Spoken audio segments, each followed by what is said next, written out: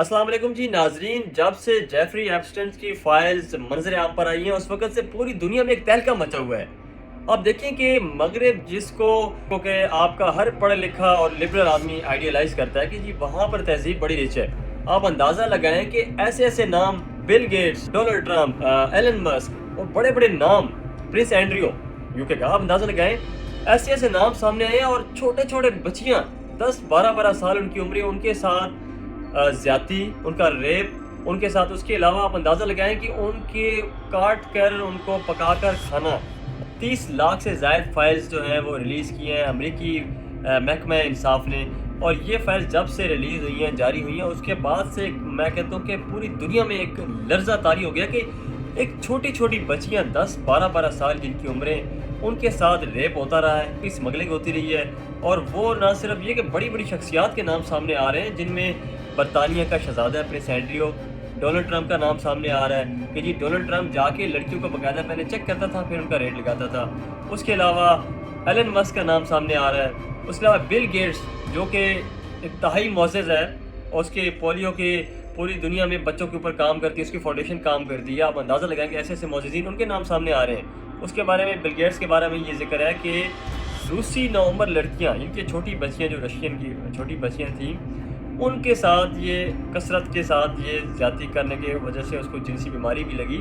और इसके अलावा मतलब अरब अमारात के जो शाही ख़ानदान है उसकी ऐसी ऐसी शर्मनाक बातें, कतरी ख़ानदान के बारे में ऐसी ऐसी शर्मनाक बातें सामने आई। आपका बल्कि पड़ोसी मुल्क है इंडिया, उसकी एक फ़ाइल मोदी की सामने आई है कि जिसमें अमरीकी सदर ने ये बताया कि इसराइल के अंदर एक खुफिया पार्टी थी, वहाँ पर नरेंद्र मोदी ने उसे खुश करने के लिए उसके लिए वहाँ पर डांस किया। तो आप अंदाज़ा लगाएं। इसके साथ साथ और बेतहाशा किस्म की एक लड़की का बयान ही बल्कि सामने आया कि जी एक छोटी कहती है कि जब मैं 10-12 साल की थी तो मुझे ट्रंप ने अपने साथ ज़बरदस्ती सोने पर मजबूर किया। और ये सब कुछ करवाता कौन रहा है?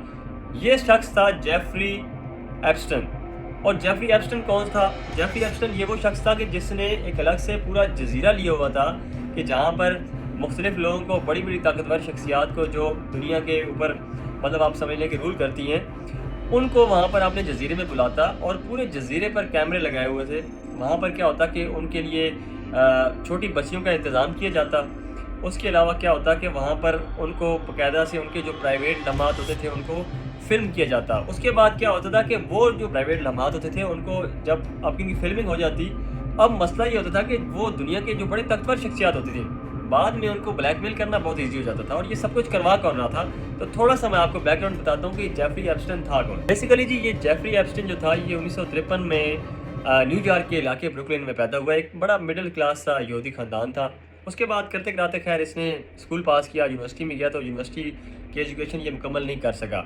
इसकी मैथ अच्छी थी तो इसका क्या हुआ कि इसको अपने स्कूल में मैथ टीचर भर्ती कर लिया गया। लेकिन ये क्या हुआ कि 2 साल इसने जॉब की, लेकिन उसके बाद इसको स्कूल से निकाल दिया गया क्योंकि ये ज़्यादातर अपनी ड्यूटीज़ पूरी नहीं करता था। उसके बाद लेकिन इसके अंदर एक करिश्मा था, इसकी पर्सनैलिटी बड़ी ज़बरदस्त थी।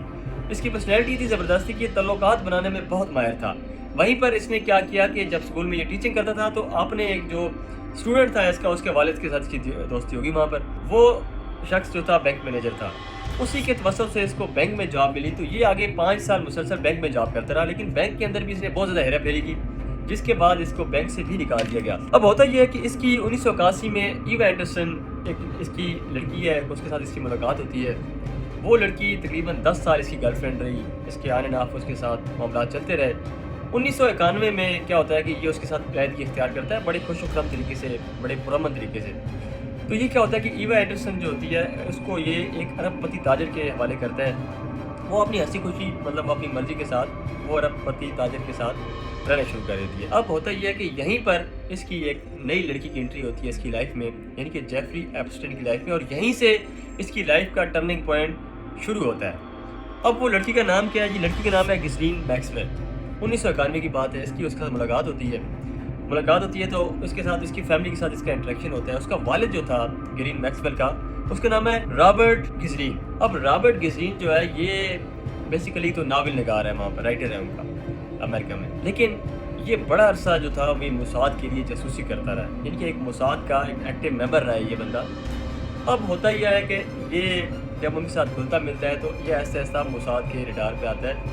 अब यहाँ से टर्निंग पॉइंट ये शुरू होता है इसकी लाइफ का कि اس نے چھوٹی چھوٹی جو بچیاں تھیں ان کو ساتھ ورگلانا پھسلانا، اور اس میں اس کی جو وائف تھی جو کہ غزلین میکسویل تھی، یہ اس کی مددگار ثابت ہوتی ہے۔ یہ چھوٹی چھوٹی بچیوں کو پلاتے ہیں پھسلاتے ہیں، ان کو لالچ دیتے ہیں یا دوست دھمکی زبردستی کے ذریعے ان کو اپنے مقاصد کے لیے استعمال کرنا شروع کر دیتے ہیں۔ یہ چھوٹی بچیاں یہ سپلائی کرنے کا کام شروع کرتے ہیں، دھڑلے کے ساتھ اپنا کام شروع کرتے ہیں۔ تو 4 سال گزر جاتے ہیں، ان کا کاروبار پھیلنا شروع ہو جاتا ہے۔ 1996 میں پہلی دفعہ ان کے خلاف پولیس کیس بنتا ہے کہ 1996 میں ماریا فارمر نامی لڑکی تھی جس نے کہ پولیس کو اطلاع دی کہ اس کے ساتھ اس کے گھر پر ریپ کیا گیا۔ اب ہوتا یہ ہے کہ اس کا اثر رسوخ اتنا بڑھ چکا ہوتا ہے کہ اس کا کیس بند ہو جاتا ہے، اس کی سنوائی نہیں ہوتی۔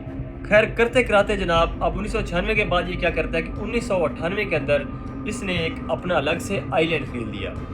اب الگ سے جب یہ آئی لینڈ خریدتا ہے تو پھر تو اس کا اور ہی موجیں لگ جاتی ہے، کیونکہ اس کے پاس اس وقت تک یہ اتنا امیر ہو چکا ہوتا ہے کہ اس کے پاس اپنے جہاز، اس کے پاس اپنی یارڈس، اس کے پاس دنیا جان کی پراپرٹیز، اور بڑے بڑے ٹائکون جن کو ہم کہہ سکتے ہیں کہ جو دنیا کو کنٹرول کر رہے ہوتے ہیں وہ لوگ، ان کے ساتھ اس کے تعلقات قائم ہو چکے ہوتے ہیں، کیونکہ یہ ہر کسی کو نہ صرف یہ تھا کہ یہ سپلائی کرتا تھا، گرل سپلائی کرتا تھا چھوٹی بچیاں، بلکہ یہ ان کے لیے ہر طرح کی پارٹیز کا بندوبست کرتا تھا یہ بندہ۔ اب ہوتا یہ ہے کہ یہ وہاں پہ ایک اپنا پرائیویٹ آئی لینڈ خریدتا ہے۔ یہ 71 ایکڑ پہ پھیلا ہوا تھا یہ والا کیریبین سی کے اندر، جو کہ امریکن ٹیریٹری میں آتا ہے، اور اس کی یہ خریدتا کتنے میں $7.95 ملین میں، اور یہ 1998 میں یہ اپنا آئی لینڈ خرید لیتا ہے۔ اس کے بعد اس نے دنیا جہان کے جو بڑے طاقتور شخصیات ہیں اس کو اپنے آئی لینڈز میں آنے کے لیے دعوت دیتا ہے۔ اب یہاں پر ان سب کی ریکارڈنگز ہوتی ہیں، پہلے بھی ہوتی تھیں گھروں میں، لیکن اب یعنی کہ بڑی بڑی شخصیات کے وہاں پر آنے کا انتظام ہو جاتا ہے۔ اب اس کا کاروبار بہت زیادہ پھیل جاتا ہے۔ 2005 آ جاتا ہے جی۔ 2005 میں فلوریڈا کے علاقے پام بیچ میں جہاں ایپسٹن کا گھر بھی تھا، پولیس کو ایک 14 سالہ لڑکی کی ماں کی شکایت موصول ہوتی ہے۔ وہ کہتی ہے کہ ان کی بیٹی کو پیسوں کے عوض جنسی تشدد کا نشانہ بنایا گیا۔ پولیس اب تحقیقات شروع کرتی ہے۔ اب تحقیقات تھوڑی پھیل جاتی ہے، میڈیا بھی شامل ہو جاتا ہے، اور بہت زیادہ کیس تھوڑا سا ہائی لائٹ ہو جاتا ہے۔ تو تقریباً 250 متاثرین جو لڑکیاں تھیں یہ سامنے آ گئی کہ یہ ہمارے ساتھ یہ کچھ ہوتا رہا ہے وہاں پر۔ اب یہ کیس چل ہی رہا ہوتا ہے کہ 2007 میں اب اس کی طاقت کا اندازہ لگایا کہ 2007 میں اس کو امریکہ کے اندر استثنا مل جاتا ہے، ٹھیک ہے، اور یہ کیا کرتا ہے کہ 35 متاثرین کے ساتھ صلح کرتا ہے، اور 2008 میں یہ کیس بند ہو جاتا ہے۔ خیر اب پھر یہ دوبارہ سے پہلے سے بھی زیادہ دھڑلے کے ساتھ اپنی سرگرمیاں جاری کرتا ہے، اور بڑے بڑے پارٹیاں ہوتی ہیں، بڑے بڑے معاملات ہوتے ہیں، کرتے کراتے جناب 2018 ہو جاتا ہے۔ لیکن یہ اس کے معاملات نہیں رکتے، لڑکیوں کے ساتھ یہی معاملات جاری رہتے ہیں، یہ دھندے جاری رہتے ہیں۔ نہ صرف لڑکیوں کا ریپ ہوتا ہے بلکہ یہ باتیں بھی سامنے آئی ہیں کہ لڑکیوں کو کاٹا جاتا تھا، ان کا ٹکڑے کیے جاتے، ان کو پکا کے کھایا جاتا تھا۔ ایسے ذہنی مریض موجود ہیں۔ 2018 آتا ہے تو جی میامی ہیرالڈ میں ایک جو صحافی اس نے ایک مضمون شائع کیا، اس کو بڑی تحقیقات کے بعد اس کا نام دیا جی انصاف کی بگڑی ہوئی شکل کے نام سے اس نے ایک مضمون شائع کیا، جس میں کہ 80 سے زائد متاثرین کے انٹرویوز ریکارڈ کیے گئے۔ جب سے یہ ہوتا ہے نا تو اس کے بعد سے یہ معاملہ انتہائی زیادہ ہائی لائٹ ہو جاتا ہے، اور اس کے بعد سے ایک کیس دوبارہ سے 2008 میں جو بند ہوا تھا دوبارہ سے کھل جاتا ہے۔ جیفری ایپسٹن کو گرفتار کر لیا جاتا ہے۔ اب جیفری ایپسٹن جب گرفتار ہوتا ہے تو یہ 35 دن جیل میں رہا۔ 35 دن کے بعد 36ویں دن اس کی ڈیڈ باڈی ملتی ہے، وہ اس حالت میں ملتی ہے کہ جیسے اس نے خودکشی کی ہو۔ لیکن اب خودکشی ہوئی یا موساد نے مار دیا، کیونکہ اب موساد کا یہ ہے کہ انٹری اس میں انوالومنٹ اس کی یہ ہو سکتی ہے، کیونکہ اب اس کے بعد بہت زیادہ مواد ہے جیفری ایپسٹن کے پاس۔ ان کو یہی تھا کہ کہیں یہ سارا مواد منظر عام پر آ گیا تو بہت زیادہ مسئلے مسائل ہو سکتے تھے، ہو سکتا ہے کہ اس کو اسی وجہ سے جیل کے اندر ہی مار دیا گیا ہو۔